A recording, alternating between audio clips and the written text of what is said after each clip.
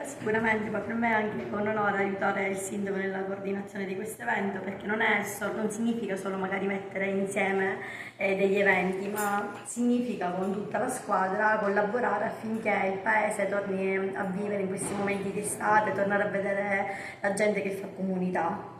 Sicuramente per noi sarà la soddisfazione più grande dopo tutti questi sforzi vedere magari quest'estate i sorrisi nei volti della gente, le piazze riempirsi di persone, questa per noi sarà la soddisfazione più grande.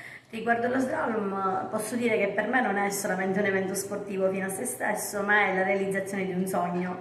È una sfida enorme per me perché riportare dopo 20 anni uno slalom a Camporrondo che ha un significato tradizione è una cosa per me importantissima. Inoltre è un tributo a una persona che non c'è più, che è Maurizio Casabona, che è il presidente della scuderia automobilistica che avevamo a Camporrotondo. Tutti gli sforzi, tutti i dettagli di questa organizzazione io li dedico a lui e spero che sia fiero di me.